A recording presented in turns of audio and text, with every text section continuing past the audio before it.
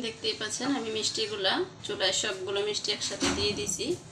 যে মিষ্টিগুলো আমি তেলে দিয়ে দিছি। এখন আমি এটা ভেজে নেব ব্রাউন কালার করে। দেখুন মিষ্টিগুলো থেকে বুদবুদ বের হচ্ছে। এখন আমার মিষ্টি ফুলে ওঠে নেই, কিছুক্ষণের ভিতরেই মিষ্টিটা ফুলে উঠে যাবে। এটাকে আমি ব্রাউন কালার করে ভেজে নেব। তারপরে দেখুন আপনারা দেখতে থাকুন, আমার মিষ্টিটা বুদবুদ উঠে গেছে। এই পর্যায়ে এখন নরম, নাড়া দেওয়া যাবে না, তাই আমি এখন আর নাড়া দিলাম না, কিন্তু কড়াইটা একটু ঝাঁকিয়ে দিলাম যেন তলায় যেন লেগে না যায়। দেখতেছেন আমার মিষ্টিগুলো এখন সবগুলো ফুলে উঠে গেছে। এই যে আপনারা দেখতেছেন আমার মিষ্টিগুলো এখন ফুলে গেছে। এখন আমি মিষ্টিটাকে ভালো করে নেড়ে চেড়ে এটাকে ব্রাউন কালার করে নেব। তারপরে এটাকে আমি শিরায় ভিজিয়ে দেব ঠান্ডা অবধি না হওয়া পর্যন্ত। দেখতেই পাচ্ছেন আমার মিষ্টিগুলো কীরকম টুকু হয়ে গেছে ফুলে।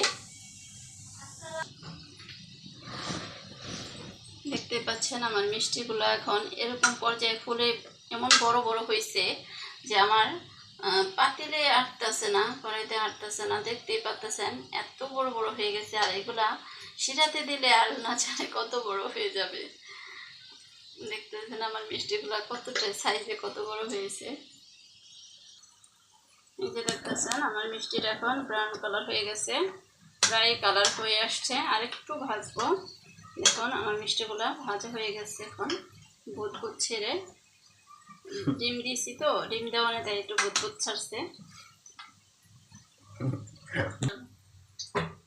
দেখুন আমার মিষ্টি ভাজা ব্রাউন কালার হয়ে গেছে। এই যে গোল সাইজ যেটা, এটা ব্রাউন কালার হয়ে গেছে। এটা এখন আমি উঠিয়ে নেব। এটাকে আমি উঠিয়ে নিচ্ছি।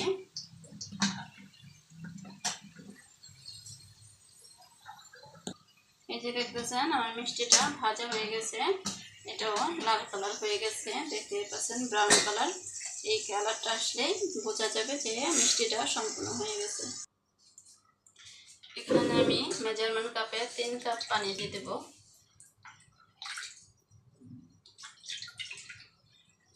দেখতে পাচ্ছেন এখানে আমি 3 কাপ পানি দিয়ে দিলাম।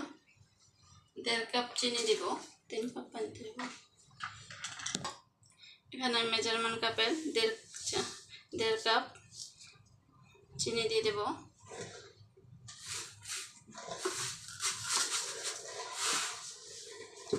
দেখতেই পাচ্ছেন আমি চিনিটা